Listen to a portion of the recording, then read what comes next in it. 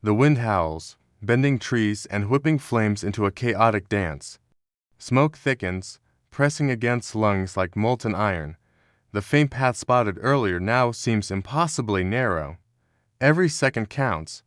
Behind them, the firestorm is forming, a swirling, living wall of heat, threatening to erase everything in its path. The firestorm forms. The ridge ahead becomes a furnace. Winds from two directions collide, forming a vortex of fire.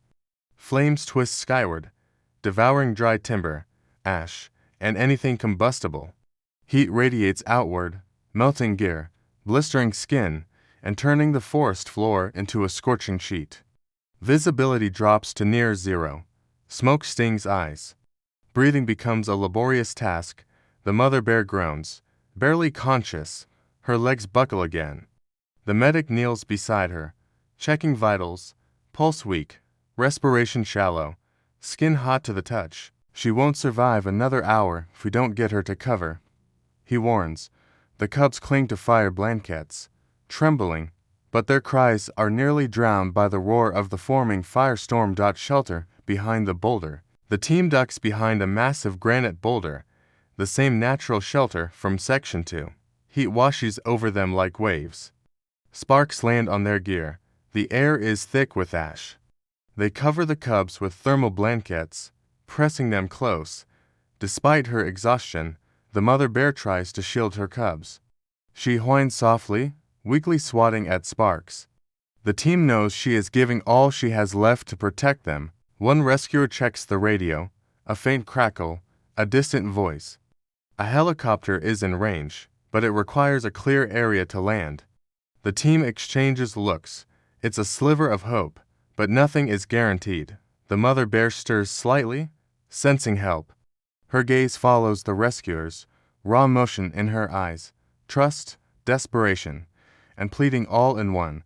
The team's shocking discovery. While moving debris, one rescuer stumbles upon something partially hidden under ash and brush, a natural lava tube cave entrance. It's narrow, but solid, and could shield the bears from the approaching firestorm. The leader signals the team, pointing toward the cave. This is our only shot. If we don't reach it, we lose them all. The team reacts immediately. They begin clearing loose branches and burning debris to widen the entrance, sweat and ash coating their faces. Sparks continue to rain down, and heat presses harder with each passing second. Race to the cave. The mother bear is placed on the drag tarp. One rescuer carries the smaller cub, another cradles the larger one. Every step is a fight against exhaustion, heat, and fear. The ground cracks under extreme heat, sending embers skittering like molten bullets. Smoke stings eyes, searing lungs. The wind howls, funneling flames toward their path. A tree collapses ahead, its branches igniting instantly. The team leaps over burning debris, dragging the mother bear, shielding the cubs. Every second stretches, every breath feels like a gamble with death. Flames leap ahead, scorching trees that fall across the narrow path. One rescuer dives to pull a cub from falling embers. Another shields the mother bear from sparks. Heat is unbearable. The air shimmers with radiating fire. A sudden gust pushes a flaming branch directly onto the tarp carrying the mother bear. The medic quickly beats it away with a fire blanket. Keep moving, he shouts, voice barely audible above the roar. The cubs cry out, frightened, pressed into their blankets. Their tiny bodies tremble in terror, but the team keeps moving, synchronized, desperate, each step forward a battle against physics, fire, and fear. The firestorm approaches. The vortex of fire behind them accelerates. Ash swirls like black snow, embers like projectiles. Trees snap, sending splinters through the air. Heat waves distort the path ahead. Visibility drops even further. Only instinct and memory guide their steps. The mother bear's breathing grows erratic. The medic reassesses, pulse weak but stable. Barely, they are running out of time. One rescuer glances back. The firestorm churns like a living predator. Flames twist higher, consuming everything in sight. Every second wasted is another inch of devastation closing in. The cave is just ahead. Narrow, dark, and partially obscured by ash-covered brush. The team pushes the mother bear forward, dragging her across burning terrain. One rescuer shields the cubs with his body, crawling on hands and knees to avoid flames. Heat sears their backs, sparks land on hair and clothing, igniting tiny flames, quickly stamped out. Their lungs burn, sweat streams down faces. The mother bear lifts her head slightly, letting out a soft, pained growl, urging them onward. Almost there.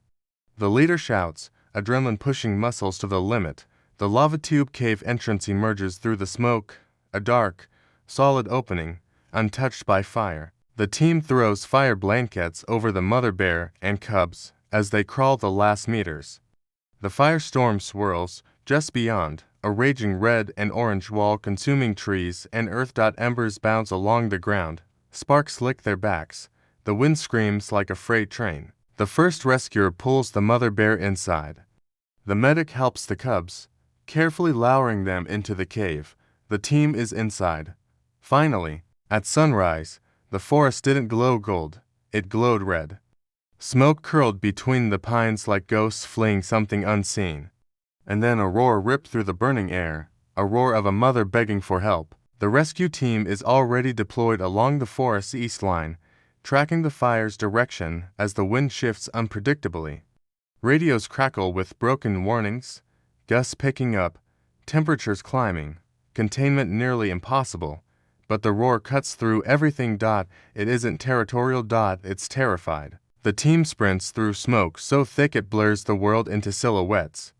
Embers float around them like burning snow. Heat presses against their gear. Every step feels like walking into an open furnace. As they crest a small ridge they see her, a massive mother bear, cinched fur, trembling legs, eyes wild with fear, stands in the clearing.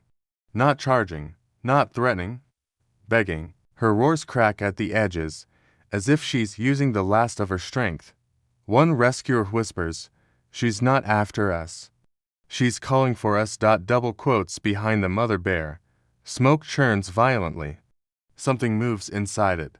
Small shapes, stumbling, crying, 2 cubs, barely visible, coughing, disoriented, trapped between advancing flames and collapsing branches.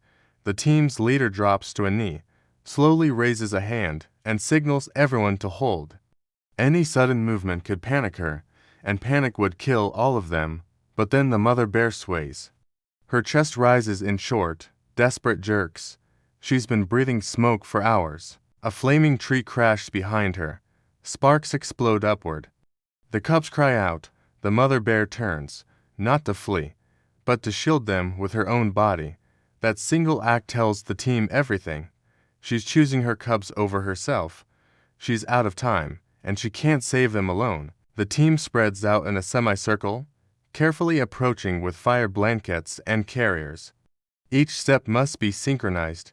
Any misstep in this choking red haze could make the mother bear bolt or collapse. One rescuer radios command, "We found a mother bear with cubs. Severe smoke exposure. Immediate extraction required." Fire moving fast. The response is drowned by another roar.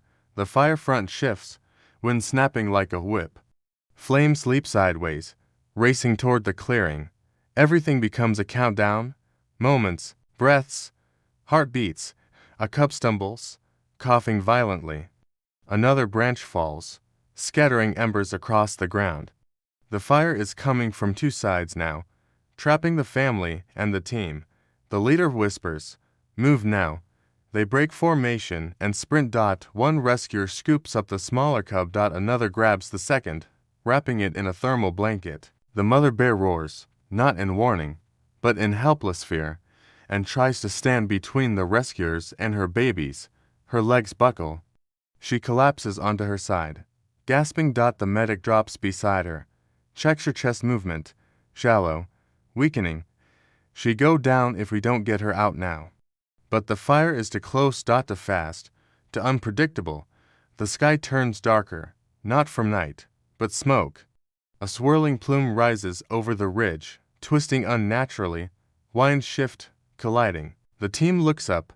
A phenomenon they fear most begins to form, a firestorm. and there's no safe path out. No way around it. No time left. The air thickens. Heat surges. Trees begin snapping from thermal pressure. The mother bear wheezes, barely conscious. The cubs cry into the blankets covering them. The leader clenches his jaw, grab them. All of them. We go uphill. Only chance. The team lifts the unconscious mother bear onto an emergency drag tarp. Every second feels stolen. Every breath feels borrowed. But as they move, a flaming branch crashes inches from their path, forcing them back toward the ridge edge. The sun hadn't risen yet, but the sky was already burning. A low rumble rolled across the valley, not thunder, but trees collapsing in flames. The air shimmered with heat so fierce it bent the horizon like melting glass. Then the emergency radio crackled, drowning the silence with panic. Unidentified movement inside the fire zone. Looks like a mother bear. And she's not alone. The rescue team froze. In the sweltering, smoke-thick dawn, not one of them breathed for a full second.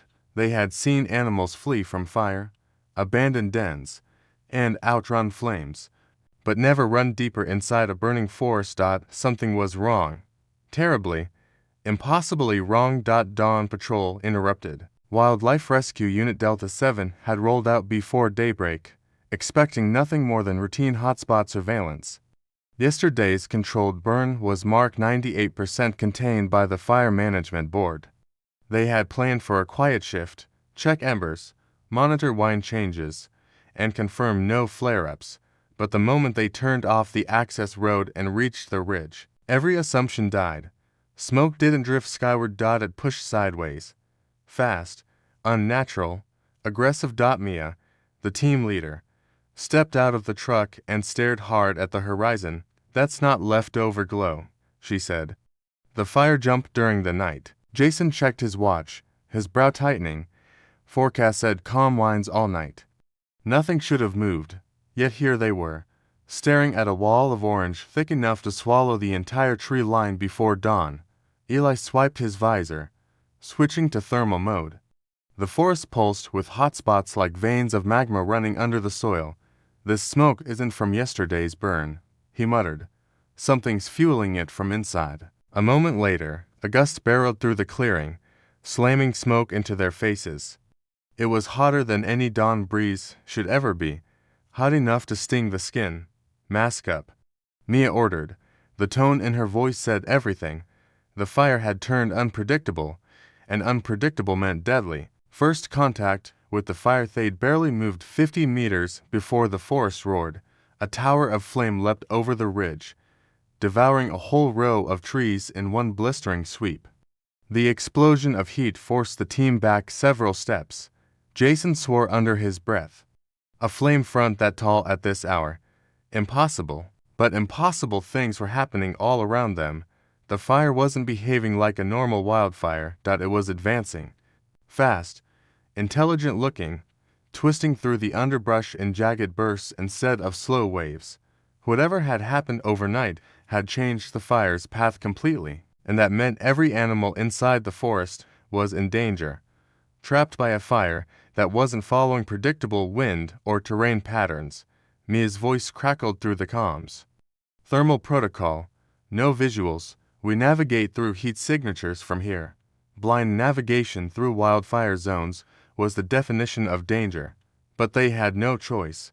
Thermal drone footage shocks everyone. Eli launched the drone, its wings buzzing as it disappeared into the thick orange haze. The live feed flickered on, revealing ghostly shapes of glowing terrain, patches of scorched ground, collapsed trunks still burning white-hot, heat plumes rising like geysers from fallen branches. Then something moved. Pause, Mia said sharply. Zoom. Eli steadied the drone. The pixelated blur sharpened into a trio of bright heat signatures, one large, to small. All trembling. That's a bear, Eli said, voice low, a mother bear, with cubs. But instead of running away from the fire, the shapes were angled toward the heaviest plume. Why the hell would she go that direction? Jason whispered. Eli swallowed hard. She didn't choose it. Look behind her. The drone camera zoomed out, and the answer revealed itself. A charred tree had collapsed across the only open exit path, completely sealing off the route behind the bear. On her other side, a wall of advancing flame was cutting her remaining escape line in half. She's trapped, Mia murmured, pinned in a heat pocket. If we don't get there now, she won't make it. Eli checked the drone timer. We've got 9 minutes before the fire line swallows that clearing. That was all Mia needed to hear. Move.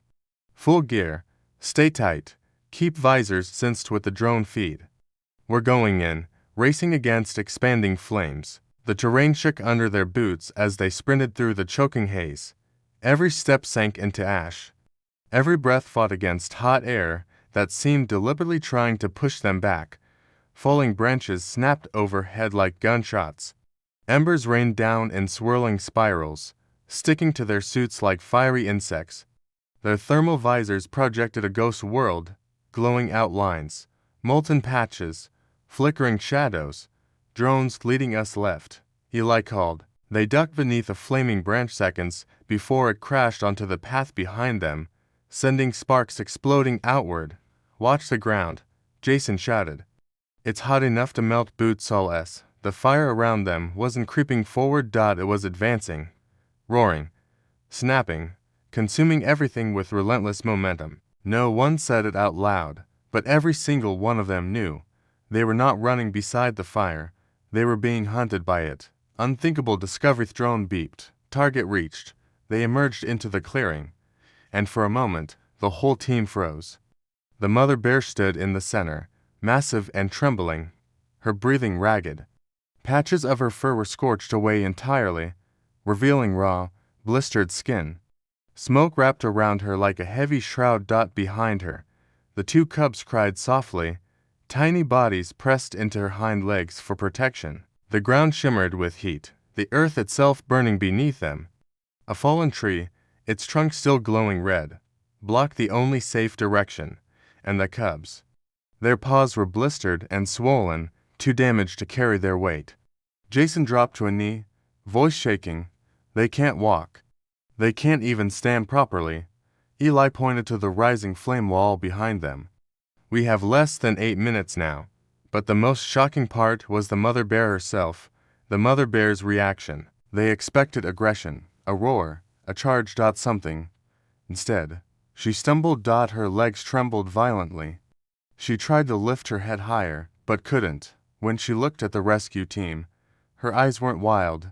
They were clouded with exhaustion, fear, and something even deeper, a plea. She took one staggering step forward, not to attack them, but to stay standing between the rescuers and her cubs. Even dying, she fought to protect them. Mia's breath caught in her throat. She's not a threat. She's asking for help. Jason's hands shook as he scanned the temperature around them. If we retreat now, they're gone, all three. The team exchanged a silent look. They already knew the answer.